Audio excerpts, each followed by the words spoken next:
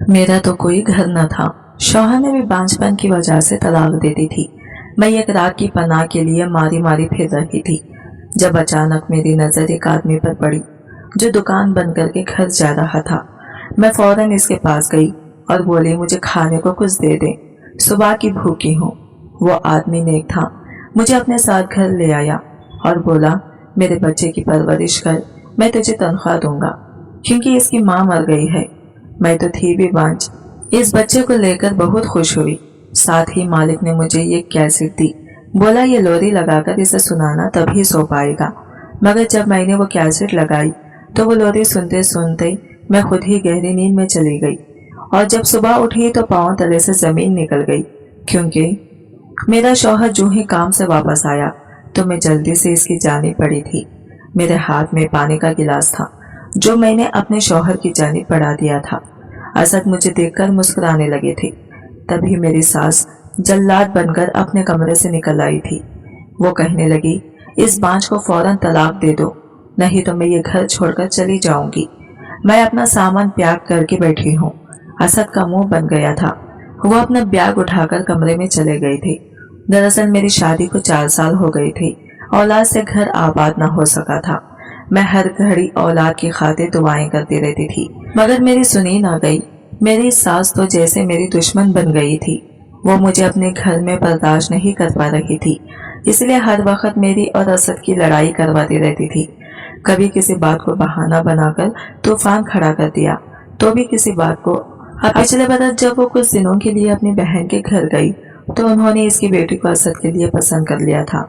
वो जब से वापस आई थी उठते बैठते यही कहती थी कि असद इसको तलाक देकर घर से निकाल दो, मैं अपनी बहन की बेटी नाइला तुम्हारे लिए ले आऊंगी। वाह क्या लड़की है, असद कहने लगा। अम्मी, औलाद तो अल्लाह की देन है, जब वो चाहेगा दे देगा, मगर मुझे अपनी बीवी बहुत अजीज है। मुझे दूसरी औरत की हाजत नहीं है। मुसलसल पानी की बूंद गिरती रहे तो पत्थर में भी सुराख हो जाता है। मुझे अब हर वक्त इस बात का धड़का लगा रहता था कि कहीं असद मुझे छोड़ ना दे। मुझे इनकी संग दिली पर हैरत होती थी। एक दिन मैंने इनसे तंग आकर इनसे कह ही दिया था कि जिनकी अपनी बेटियां होती है ना, वो दूसरों की बेटियों के घर बर्बाद नहीं करते। मेरी बात सुनकर मेरी सास ने मुझे मेरे शौहर के सामने झड़क दिया था। कहने लगी, मेरी बेटी तुम जैसी बांझ नहीं है, वो बच्चों वाली है, तुम इस तक ना ही पहुंचो तो अच्छा है। अब मेरी सास अनोखी जिद लगा कर बैठी थी कि अपनी बीवी को तलाक दो, नहीं तो मैं ये घर छोड़कर चली जाऊंगी। असद ने अपनी वालिदा की जिद में आकर मुझे तलाक दे दी थी। वो कहने लगे, अम्मी ये ले तलाक दे दी है मैंने फौजिया को, अब ये इस घर से हमेशा हमेशा के लिए जा रही है। मगर आप मेरी बात याद रखें, आपके सामने मैं अपनी जिंदगी तबाह करूंगा। आप ये मत सोचें कि मैं आपकी बहन की बेटी से शादी कर लूंगा। हकीकत तो ये है कि मैं किसी से भी अब शादी ना करूंगा। आप इस घर को दोबारा आबाद होता देखने के लिए तरसती रह जाएंगी। मैं आंसू बहाती अपना मुख्तसर सा सामान उठाकर घर से बाहर निकल आई थी। मैं जानती थी कि जिस तरह आज असद की वालिदा जीत गई थी, आगे भी वो जीत जाएंगी। असद कर लेगा दूसरी शादी, हो जाएगा इसका घर आबाद। मगर मैं तो मुकम्मल तौर पर बर्बाद हो चुकी थी। मेरे पास तो कोई ठिकाना भी नहीं था। मैं जाती तो कहाँ जाती। बाप तो मेरा 19 बरस पहले ही इंतकाल कर चुका था। मैं और अम्मी ने मामू के घर ही मुलाजिमों की हैसियत से जिंदगी गुजारी थी।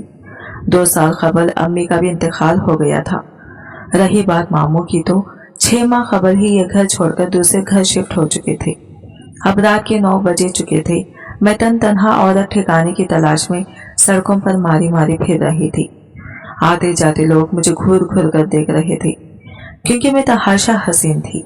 अब मैं 24 बरस की हो चुकी थी। असद कहा करते थे, फौजिया असल हुस्न तो अब तुम पर आया है। जब तुम ब्याह कर मेरे घर आई थी तब तो तुम छोटी सी थी। अब मेरा यही हुस्न मुझे लोगों बहुत छोटी की तवज्जो का मरकज बना रहा था। मैं चुपचाप बस चलती जा रही थी, आंखों से आंसू बहते जा रहे थे। मैं सोचने लगी भी कि कुछ लोग शायद इस दुनिया में सिर्फ इम्तिहान देने के लिए ही आते हैं, जैसा कि मैं, जबकि कुछ लोग अपनी जिंदगी फूलों की सेज पर गुजारकर इस दुनिया से गुजर जाते हैं। ना जाने आफतें मेरा पीछा क्यों ना छोड़ती थी, वो क्यों मेरे नसीबों से चिपक गई थी। अब घर से निकलना रह गया था, वो भी मेरे नसीबों की सियाही ने मुझे दिखा दिया था। मैं आगे बढ़ रही थी जब मैंने महसूस किया जैसे कोई मेरा ताक़ुब कर रहा है। मैंने जल्दी से पीछे मुड़कर देखा तो 3 लड़के मेरे पीछे पीछे आ रहे थे। मुझे अपनी जानिब मुतवज्जा पाकर वो मुस्कुराने लगे थे। एक बोला, कहाँ को चलती हो, आ जाओ हम तुम्हें घर तक ड्रॉप कर दें। इसकी बात सुनकर इसके साथी बनने लगे थे। मेरा खौफ से पूरा वजूद कांप रहा था। मैं समझ गई थी कि अगर मैं यूं ही सड़क पर चलती फिरती रही तो मेरे पास कुछ ना बचेगा, क्योंकि जगह जगह खट खाट लगाए बैठे थे। तभी मेरी नजर एक आदमी पर पड़ी। वो अपनी दुकान बंद करके गालिबा घर वापस जा रहा था। मैं जल्दी से इसकी जानिब पड़ी थी। शक्ल सूरत से मैं खानदानी लगती थी, इसलिए वो रुककर मेरी बात सुनने लगा था।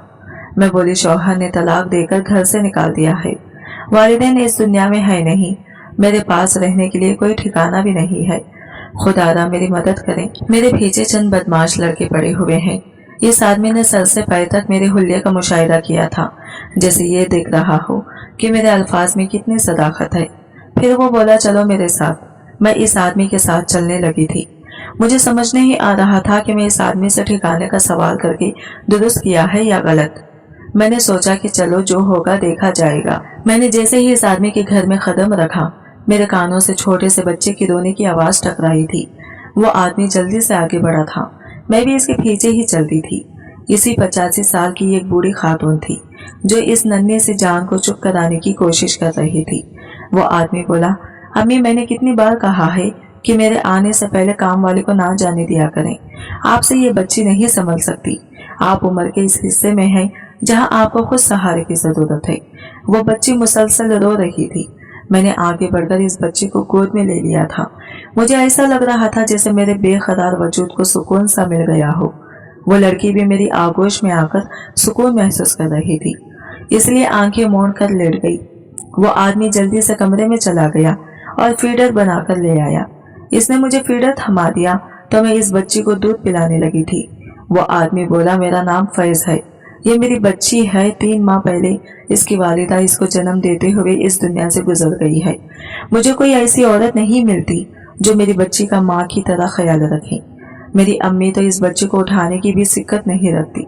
जब आपने मुझे रास्ते में ये बताया कि आपके यहाँ औलाद नहीं हो सकी, तो मैंने सोचा कि आपको अपने साथ घर ले चलूं। इस तरह आपको ठिकाना भी मिल जाएगा और औलाद भी, जबकि मेरी बच्ची को भी माँ मिल जाएगी। मैं इस आदमी की बात सुनकर बेइंतहा खुश हुई थी। मेरी आंखों में आंसू आ गए थे। अल्लाह कितना रहम करने वाला है ना। मेरे शौहर ने मुझे घर से निकाला तो अल्लाह ने मुझे घर के साथ साथ औलाद भी दे दी थी। मैं इस बच्चे से विलहाना मोहब्बत कर रही थी। फैज ये सब देख के बहुत खुश हो गया था। दूध पिलाने के बाद मैंने सोचा कि इस बच्चे को सुला देती हूँ। तब फैज मेरे पास आया। इसने मुझे एक कैसेट थमा दी और बोला, ये बच्ची इस कैसेट की आवाज से ही सोती है। मैंने वो कैसेट लगाई तो इसमें अजीब सी मीठी सी लोरी थी। वो लोरी सुनते सुनते मैं भी सो गई थी। सुबह मेरी आंख बच्ची के रोने की आवाज से खुली थी। मैं जल्दी से उठ बैठी थी। फैज ने दरवाजे पर दस्तक दी तो मैंने इन्हें कमरे में आने की इजाजत दे दी थी। उन्होंने मुझे फीडर थमा दिया और बोले, इंशा इस टाइम दूध पीती है। मैंने वो फीडर इनके हाथ से थाम लिया था। वो कमरे से बाहर चले गए थे। मैं इंशा को दूध पिलाकर जब कमरे से बाहर निकली तो एक मुलाजिमा घर आ चुकी थी। वो बोली, फैज साहब अपनी दुकान पर चले गए हैं। मैंने सर हिला दिया तो वो मुलाजिमा घर की सफाई करने लगी थी। मैं सारा दिन इंशा को संभालती रही थी। मेरे पास करने को कोई काम था भी नहीं, लेकिन फिर भी मैं सारा दिन मसरूफ रही थी, क्योंकि छोटी बच्ची के ढेरों काम थे। मुझे औलाद मिल चुकी थी, मेरे लिए यही बहुत था। रात जब फैज घर आए तो बोले, इंशा ने तंग तो नहीं किया। मैंने नफी में सर हिला दिया था। वो अपनी वालिदा की खैरियत दरियाफत करने लगी। फिर उन्होंने मुझे कल वाली कैसेट थमा दी और कहने लगी, ये लगा लेना, नहीं तो इंशा रात भर सोने नहीं देगी।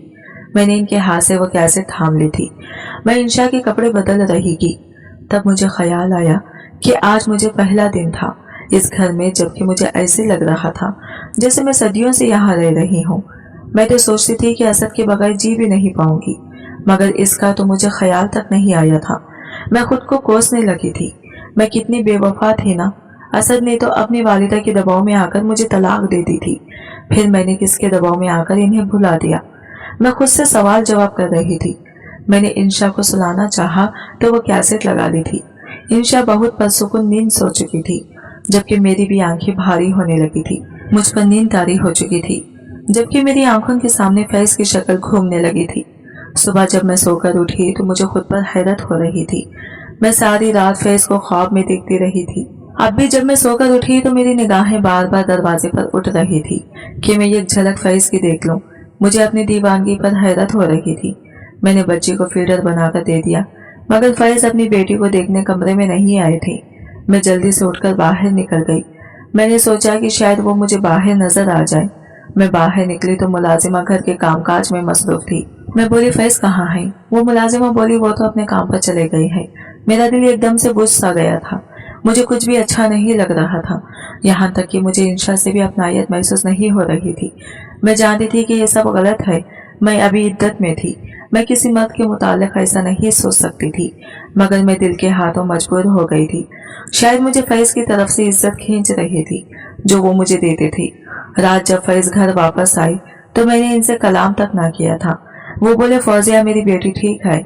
मैं गुस्से से बोली, आपको क्या फिक्र अपनी बेटी की? सुबह इसे देखे बिना ही चले गई। अगर जरा सी भी फिक्र होती तो आकर इसे देख जाती। फैज मेरी तरफ बड़ी हैरत से देख रहा था। वो बोला, फौजिया मैं जानता हूँ मेरी बच्ची महफूज हाथों में है, मुझे फिक्र करने की कोई जरूरत नहीं है। मैं चुप कर गई थी। वो अपने कमरे में वापस चले गए थे। मुझे इन पर गुस्सा आ रहा था कि उन्होंने क्यों मेरी नाराजगी का नोटिस नहीं लिया था।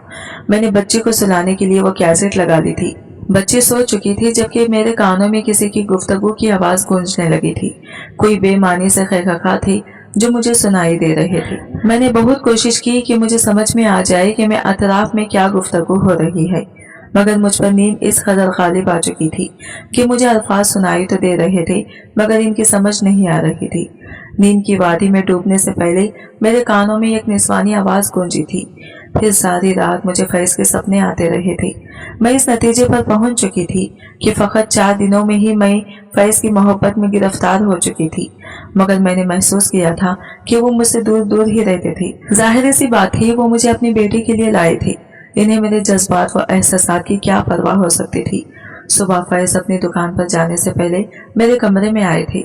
उन्होंने बेड पर लेटी हुई इंशा को उठा लिया था और कमरे से बाहर ले गई थी। मुझसे उन्होंने कोई बात ना की थी। मैं भी इनके पीछे ही बाहर आ गई थी। वो अपनी बेटी को गोद में पकड़कर खिला रहे थे। मैं बोली, फैज आप अपनी बच्ची के लिए माँ क्यों नहीं ले आते? फैज मुस्कुराकर बोले, अगर मैं इसकी माँ ले आऊंगा तो आपको बेघर होना पड़ेगा। मैं झट से बोली, फैज आप किसी ऐसी औरत को इसकी माँ बना दे जो मजबूर भी हो और बेघर भी, जो आपकी बच्ची को बेतहाशा प्यार दे और आपकी बच्ची इससे मानूस भी हो। फैज कहने लगी, अच्छा मैं तलाश करने की कोशिश करता हूँ। वो दुकान पर चले गए थे। मैं भी कमरे में बैठकर इंशा के साथ खेलने लगी थी। जब फैज की वालिदा ने मुझे पुकारा था मैं उठकर इनके पास गई तो वो बोली, फैज से दूर रहो। मैं तो इनकी बात सुनकर ही हैरान रह गई थी। मैं टुकुर टुकुर इनका चेहरा देख रही थी। मैं बोली, आप ऐसा क्यों कह रही हैं? वो बोली, तुम्हारे हक में यही बेहतर होगा। मैं बोली, आप मुझे धमकी दे रही हैं। तब कमरे में काम वाली दाखिल हो चुकी थी। वो हम दोनों के सर पर आकर खड़ी हो गई थी। कहने लगी, फौजिया जी ये आपसे क्या कह रही हैं? मैंने फैज की वालिदा की तरफ देखा तो इनकी आंखों में इल्तिजा नजर आई थी। मैंने बात बदल दी और बोली, कुछ नहीं, बस इंशा के मुताल्लिक बात कर रही थी। वो अजबात में सर हिलाकर चली गई थी। मैंने महसूस किया था कि वो बहुत कम काम किया करती है, ज्यादातर बाहर सहन में रहना पसंद करती थी। इसकी क्या वजह थी मुझे मालूम नहीं था। इंशा रोने लगी तो मैं उठकर इसका फीडर धोने किचन में चली गई थी। मैंने किचन में खिड़की में से देखा मुलाजिमा घर के पिछले हिस्से की जानिब जा रही थी। मैं चौंक गई, इसलिए मैंने सोचा इसका पीछा करके देखती हूँ कि वो कहाँ जाती है। मैंने फीडर किचन काउंटर पर ही रखा दिया था और खुद इस मुलाजिमा के पीछे चल दी थी। वो घर के अखबी जानिब पड़ रही थी। इसके हाथ में खाने के ट्रे थी। मैं हैरान थी कि वो किसके लिए खाना लेकर जा रही है, इसलिए मैं इसके पीछे पीछे चल रही थी। अचानक इस मुलाजिमा को ऐसा महसूस हुआ कि जैसे कोई इसके पीछे चल रहा है। वो एकदम से चौंक कर पलट गई थी।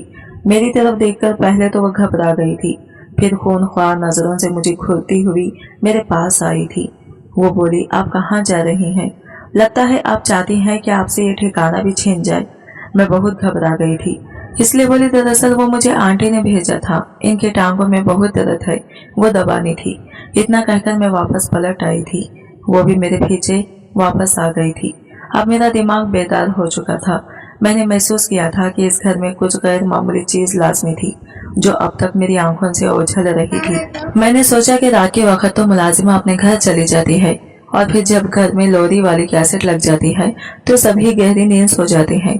मैं इस वक्त उठकर पूरे घर की तलाशी ले सकती थी। इस मकसद के लिए मैंने पूरा मंसूबा बना लिया था। मैंने जैसे ही लोरी वाली कैसेट लगाई, मैंने अपने कानों में हेडफोन लगा लिए थे। अब मुझे लोरी की आवाज सुनाई नहीं दे रही थी। मैं आंखें मूंद कर लेटी ये इंतजार कर रही थी कि कब घर वाले सोए और मैं उठकर अपना काम कर सकूं। यूं ही 1 घंटा गुजर गया था। मैंने हेडफोन कानों से उतार दिए थे। अब लोरी वाली कैसेट बंद हो चुकी थी।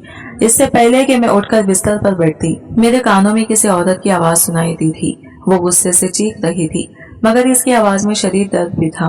वो बोली, फाइज तुम ये सब क्या कर रहे हो? तुम क्यों भूल गई हो कि तुम मुझसे बेइंतहा मोहब्बत करते थे?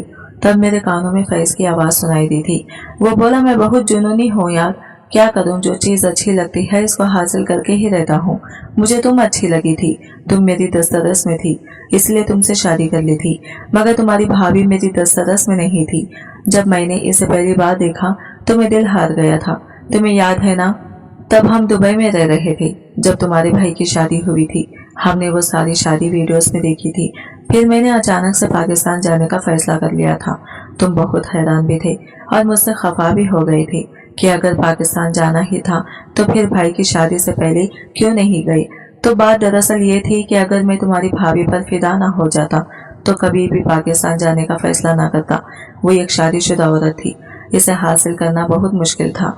पहली बात तो वो खुद ही न मानती, इसलिए मैंने इस चीज का यह हल निकाला कि मैं जादू के जरिए इसे हासिल कर लूंगा। मैंने जादू सीखना शुरू कर दिया था। आमिर ने मुझे मशवरा दिया तो कि मैं जिस औरत को हासिल करना चाहता हूँ इसकी औलाद की बंदिश के लिए जादू कर दूं। मैंने वैसा ही किया। 4 साल तुम्हारी भाभी औलाद को तरसती रही, फिर इसे तलाक हो गई थी। मैं फैज की बातें सुनकर थर थर कांपने लगी थी। क्या वो ये सब बातें मेरे मुताल्लिक कर रहा था? वो मजीद बोला, सादिया तुम हामिला थी इसलिए तुम्हारा लिहाज करता रहा। जब तुमने मेरी बेटी को जन्म दे दिया तो मैंने तुम्हें तलाक देकर घर की हक भी हिस्से में बंद कर दिया था। मैं तुम्हें हमेशा हमेशा के लिए इस कैद में नहीं रहूंगा। तुम्हारी भाभी फौजिया की इद्दत पूरी हो जाए तो मैं इससे निकाह कर लूंगा, तुमको आजाद कर दूंगा। तुम जानती हो क्या, तुम्हारी भाभी को ये तलाक मेरी जादू की वजह से ही हुई है। जिस शब इसे तलाक हुई मुझे काले इल्म के जरिया पता चल गया था कि वो मेरी दुकान के पास से गुजरेगी। तब मैं इसे अपने घर ले आया था। हर शाम मैं इसे लोरी वाली कैसेट इसलिए दे देता था क्योंकि मैंने इसमें यह खास किस्म का जादू रिकॉर्ड कर रखा था। जिस तरह तुम्हारी भाभी वो मंत्र सुनती जाएगी वो मेरे इश्क में पागल होती जाएगी और फिर एक दिन ऐसा भी आएगा कि वो खुद मेरे पास आकर मुझसे कहेगी कि फैज प्लीज मुझसे शादी कर लो। तब तक तुम खामोश रहो, ये हर रात ववेला मत किया करो। तुम्हारी चीखने की वजह से मेरा मंत्र खराब हो जाता है।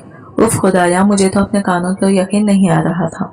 मैं ये क्या सुन रही थी? क्या कोई इंसान इस हद तक भी गिर सकता है? मैं अपनी जगह से हिल नहीं पा रही थी। मुझे अब समझ में नहीं आया था कि मैं फैज के पीछे दीवानी क्यों होती जा रही थी। मैं बस हंसो हरकत लेटी रही थी। सुबह हुई तो फैज अपने काम पर चला गया था। चुकनी सी मुलाजिमा भी घर में दाखिल हो चुकी थी। मैंने फैज की वालिदा से कहा कि वो बीमारी का ढोंग रचा ले। वो अच्छी खातून थी, मेरी बात मान गई थी। मैंने अब मुलाजिमा से कहा कि इन्हें फौरन हॉस्पिटल ले चलो। इसकी मेरी बात मानना पड़ी थी।